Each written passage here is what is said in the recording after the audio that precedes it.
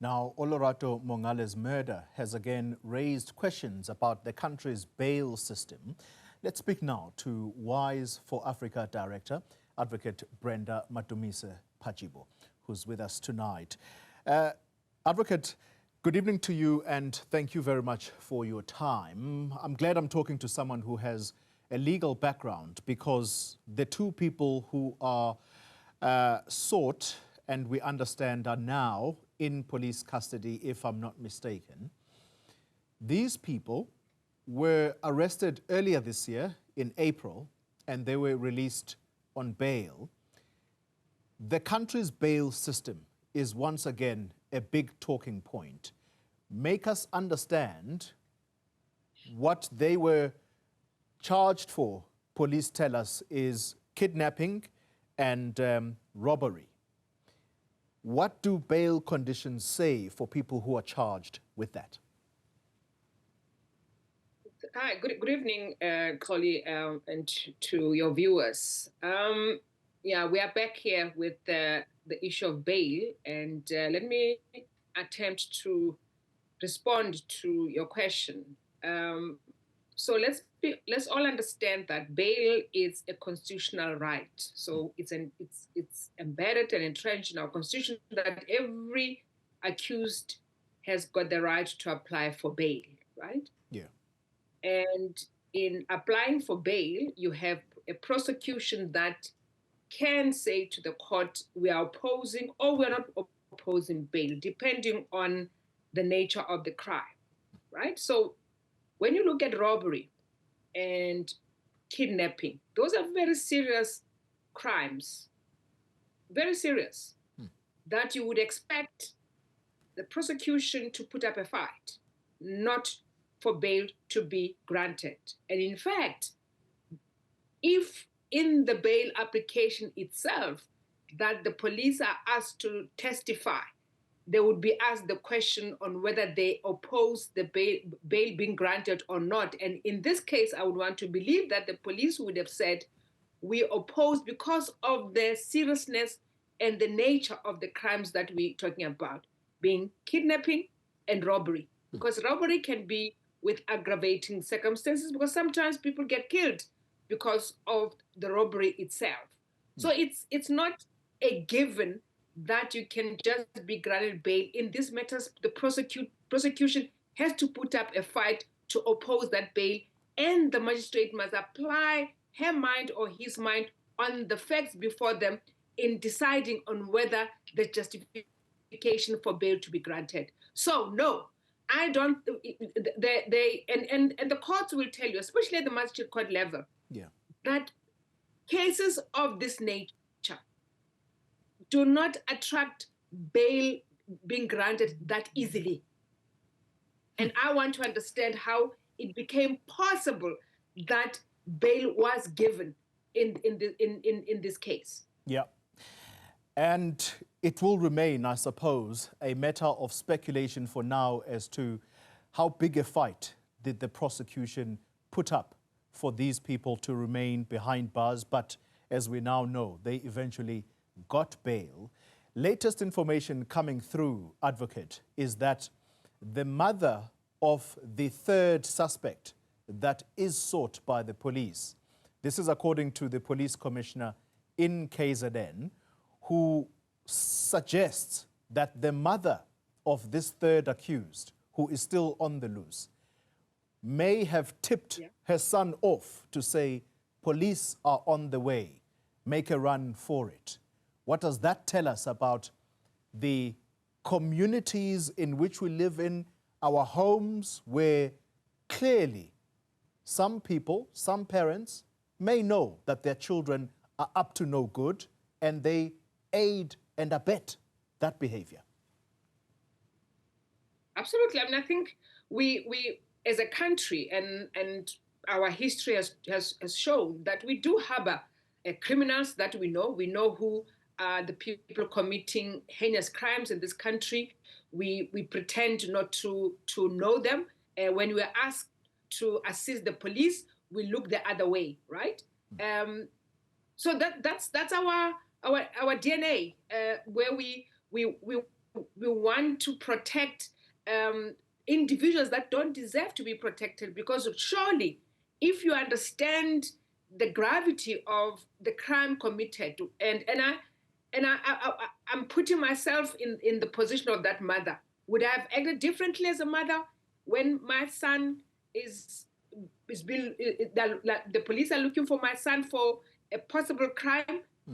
It really depends on my level of consciousness as a parent, as a human being, that when I know that someone has wronged and done and inflicted harm on another person, I should stand up and act responsibly. And in acting responsibly, I take the responsibility of, even as a parent, being the one that informs the police of my child's whereabouts. Because once we do that as parents, we're also sending a message to all the other parents who might act differently, that is important to act with, integrity in matters such as these, despite the fact that this is your child and you're feeling sorry for your child. But I think uppermost, what should guide you as a parent is the harm that has been inflicted, and wanting for your child to change the behavior and to know that what they have done is wrong. And if we continue as parents to harbor but also protect wrongfulness, be rest assured that many others are going to not face the consequences of their actions, because they know that the parents who protect them, they've got sisters, they've got brothers, they've got nephews, they've got cousins who will cover up their wrongdoing. And I think it's a high time that we step up as citizens, as families, to register our zero tolerance to just the levels of crime, the levels of the violence that is meted against women, against children. And we have to be the ones that show the way, so that impunity stops and we stop it in its tracks.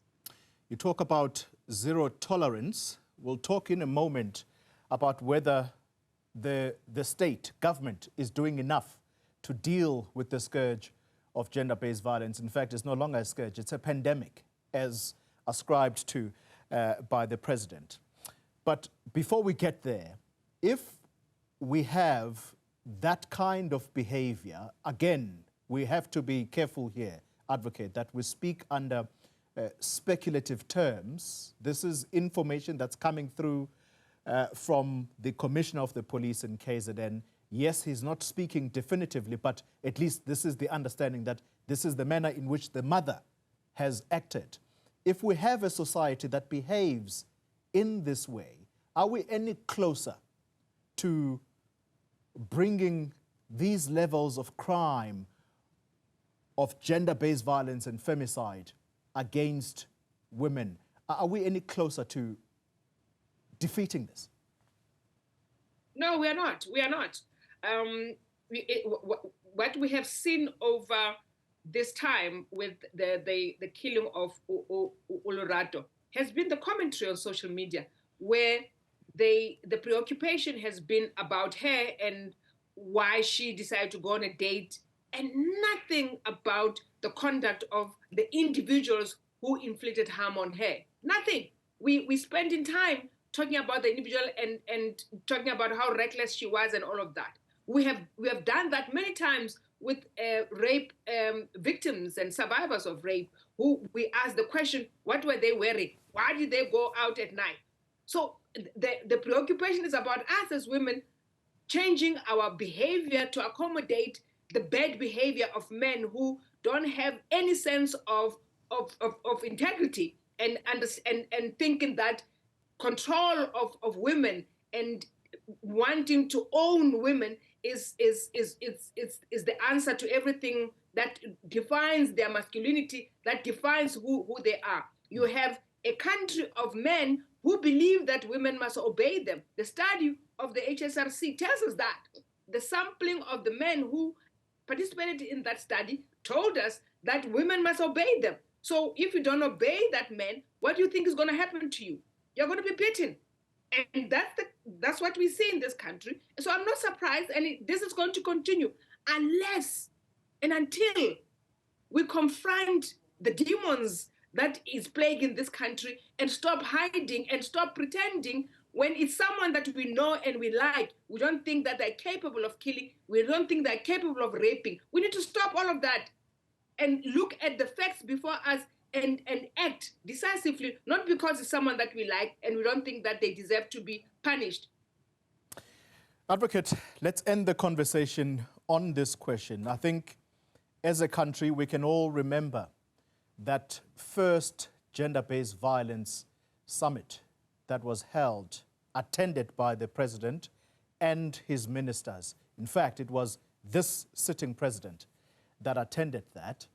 And you remember the visual of him being shown scars by a woman who simply lifted her dress, and the president just could not bear to look at that, and he turned his face. I remember that expression that day.